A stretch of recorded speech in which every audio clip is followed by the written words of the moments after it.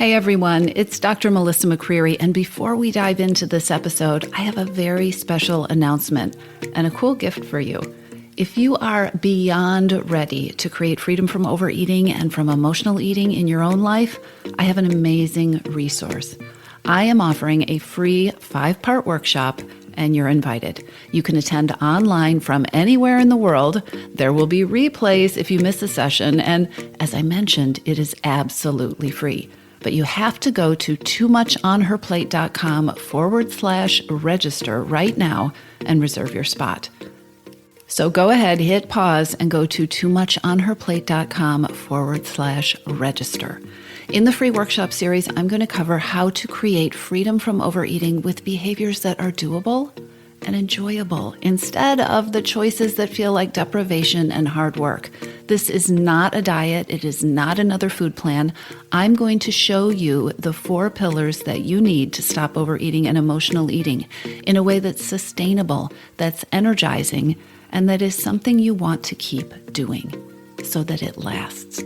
This workshop series is going to be awesome, but you do need to sign up to attend. The easiest way to reserve your seat is to go to toomuchonherplate.com/register. In fact, that is the only way to reserve your seat. Go to toomuchonherplate.com/register, enter your name and email, and we will send you all the information that you need to attend what is going to be an amazing event. Don't put this off. The link to reserve your spot is toomuchonherplate.com/register, and you need to be there. Hit pause, go do it, and then let's dive into today's episode.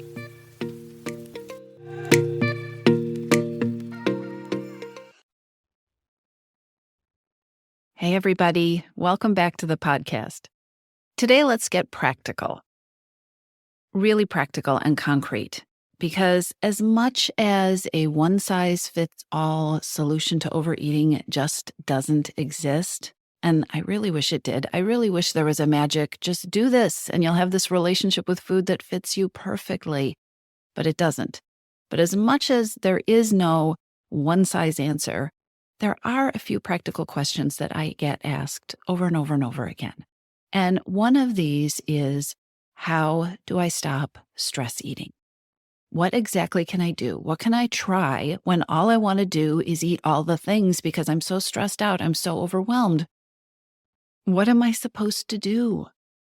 I have some ideas for you, and there are a few important reasons that I'm going to share these with you, even though they may not be your answers. These may not be your right answers, but I think this might be helpful, and here's why.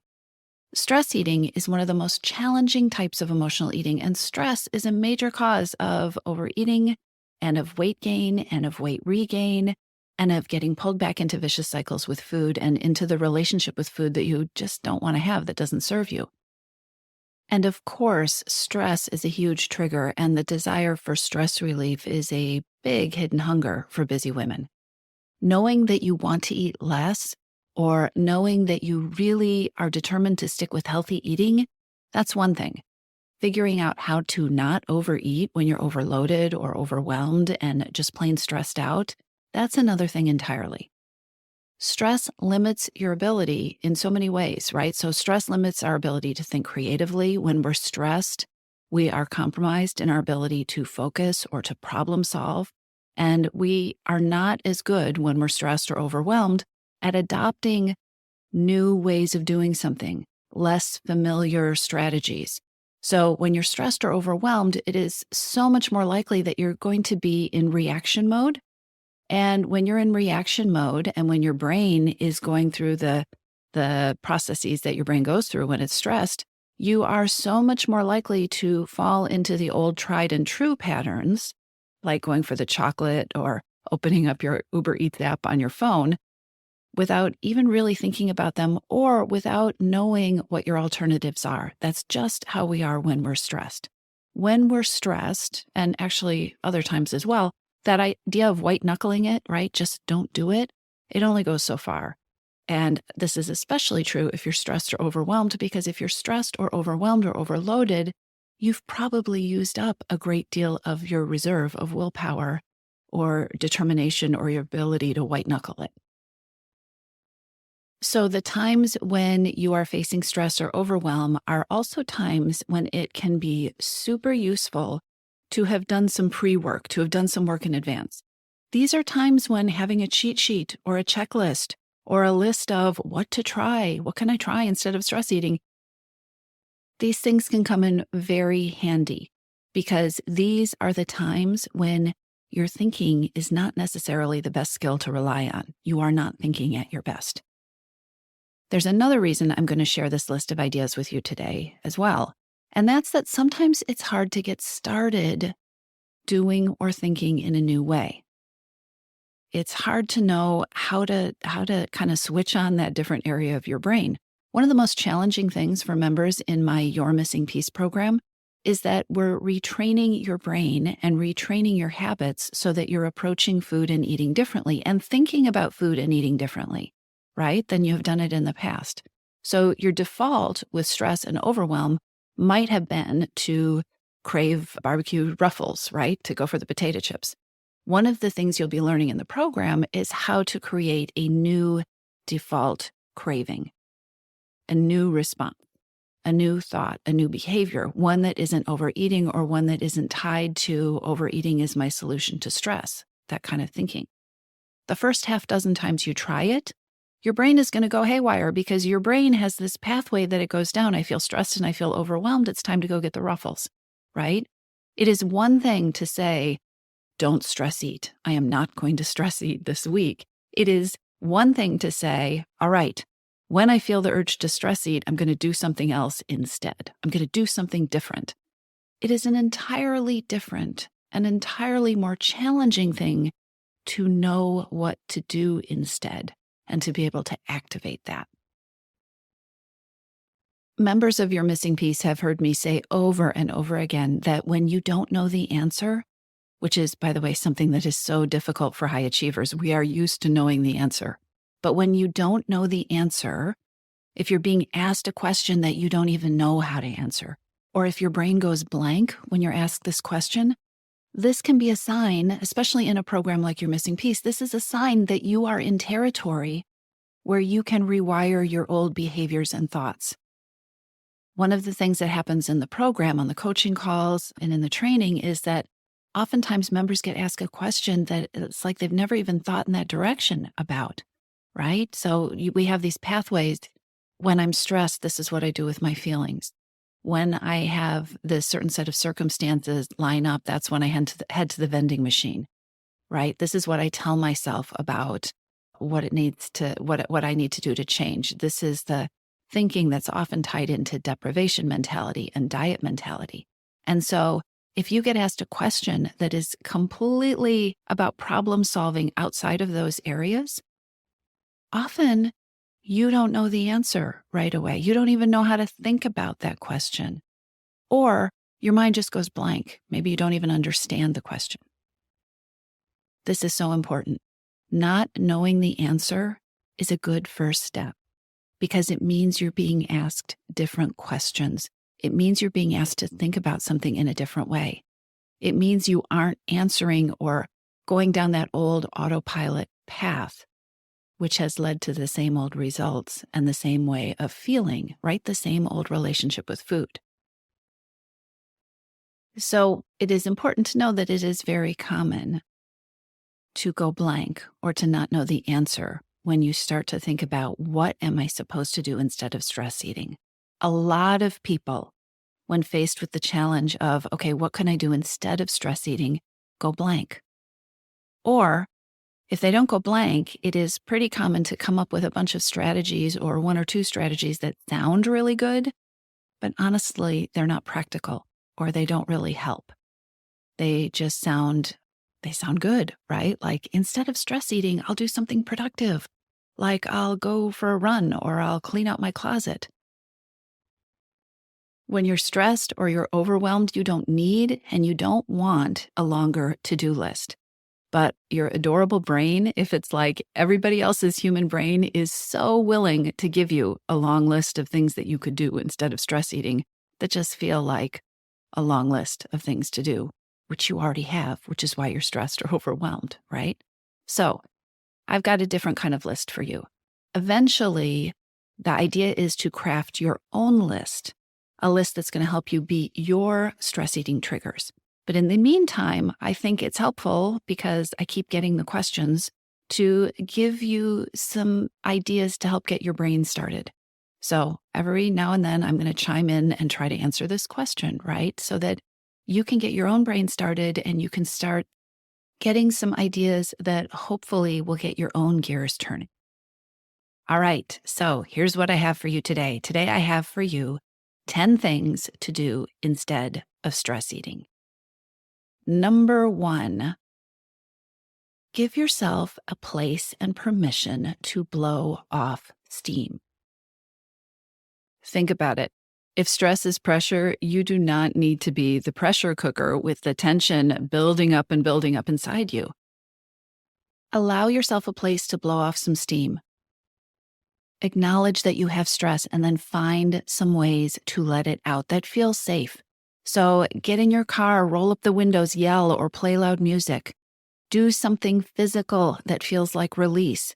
If that's running or cardio or dancing to loud music or going for a walk. Knead some bread dough or get some Play-Doh and throw it down on the table, or shred some papers or scribble on paper or vent. Give yourself permission to blow off steam. This can be so effective. So often we try to pretend we don't have any steam building up, or we blame ourselves for feeling the pressure. Start to release it. Number 2, phone a friend. The psychologist term for this is social support. Using social support. It's valuable. It is so good for our health, and it can work wonders. So whether you want somebody to advise you or distract you or make you laugh or just listen, connecting with somebody who knows you and whom you can trust, whom you feel safe with, can make a huge difference. You don't have to necessarily talk to them about the stress, or you can talk to them about the stress. And if you don't have time to talk now, make a date to talk in the future. Give yourself permission to get that support and seek it out. Here's idea number 3. This can sound so simple, but it can work wonders. Change your scenery. This is a little thing. Remove yourself from the situation, even if it's just temporary. Leave the room, get up from your desk, walk out of the office, sit in a different chair, go to the restroom. Take a break, change your scenery, get a new perspective, physically, mentally. If you have stress eating rituals, like certain times of day that you just end up standing in front of the vending machine, shake things up a little bit. Take a different route. Avoid the familiar, right? Leave your wallet in a different place in your office. Try to shake up the routine that is autopilot and that is habit-filled if you can. And also the whole changing your scenery place. Give yourself a new physical and mental perspective. That's really important, and it doesn't have to be for very long. 4th idea, something to do instead of stress eating: relax and stretch. And again, I'm not talking about for the whole afternoon, right? Stress builds up in your body, and then it creates more stress and more discomfort. If you can't change your life, if you can't even change the next hour, you can still be kind to yourself and stretch out your neck, or stretch out your back, or release your shoulders, right? Try to create some kind of increased comfort in your body in ways that don't involve eating. Pay attention to your body. Notice that your body could use more comfort.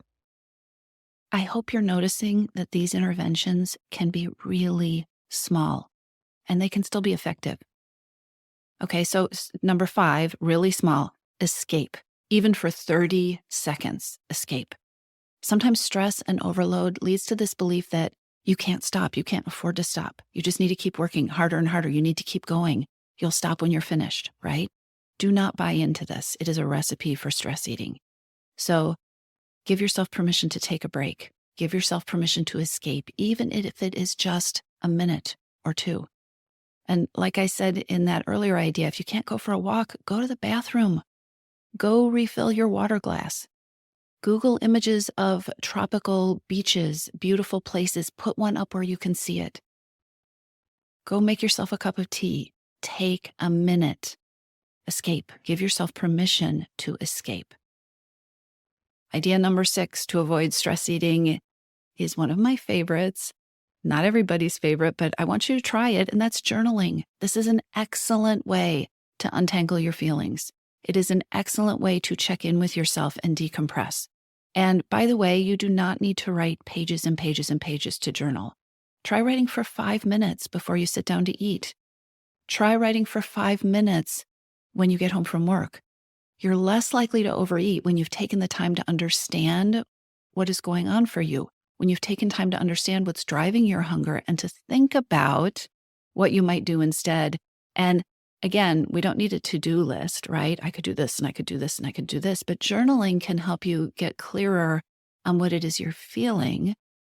And that can help get you clearer on what it is you're really needing. What is the food taking the place of?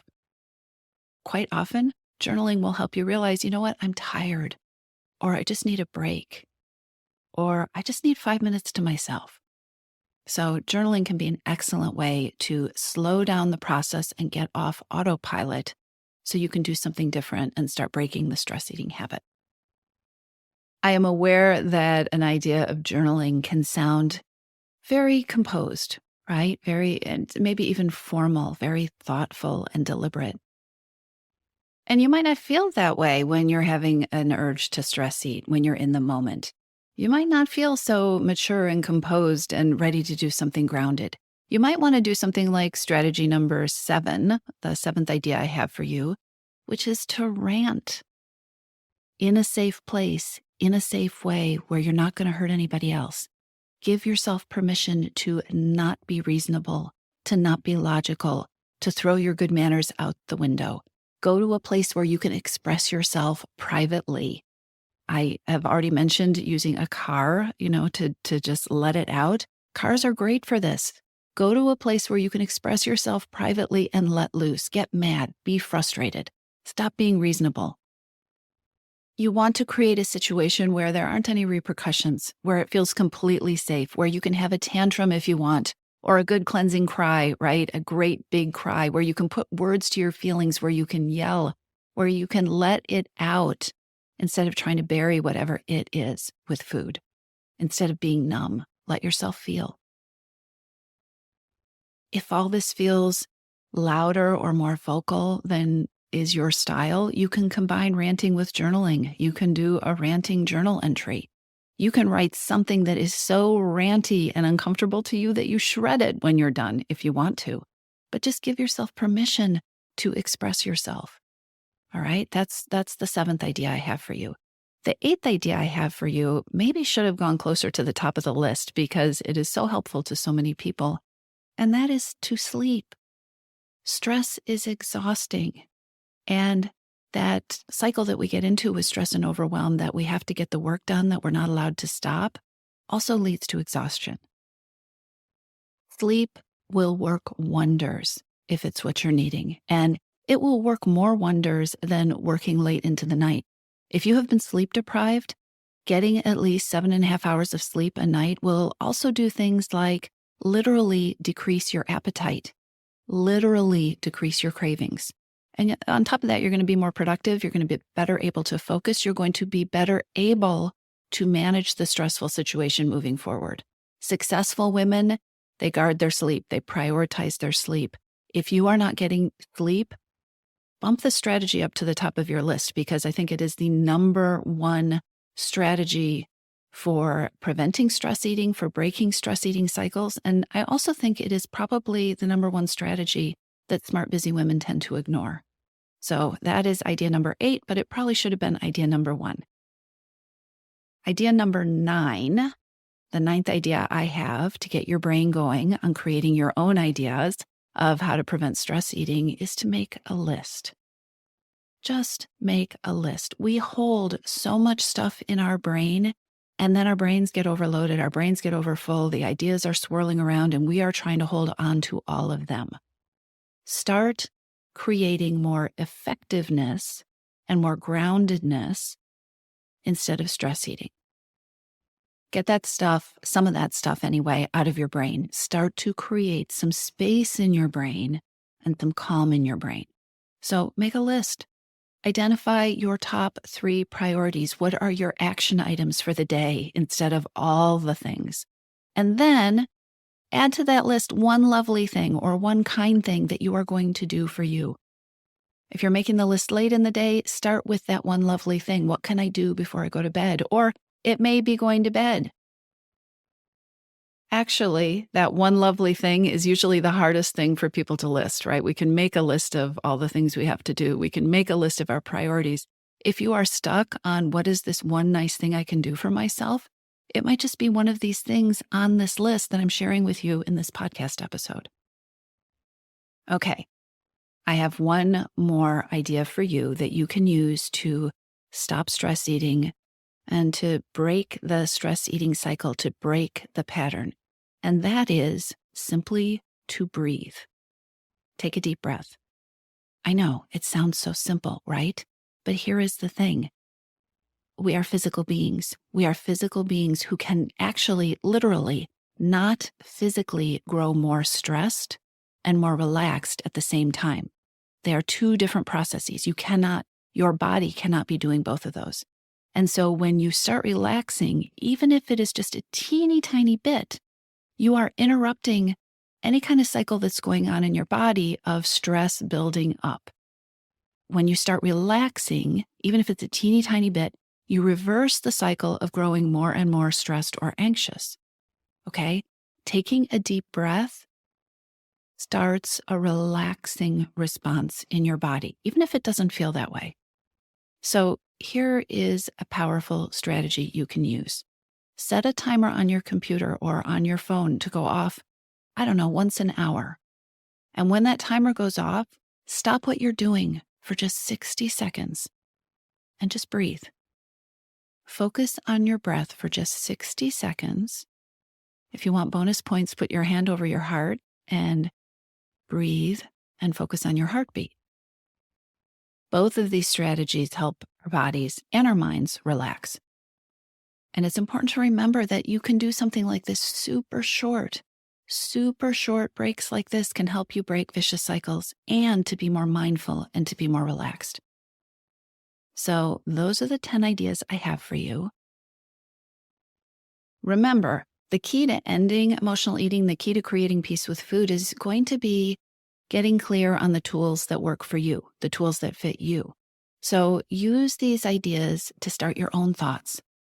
Get your own ideas moving. Play with these strategies. Experiment. Change them up a little bit. And then start collecting your own.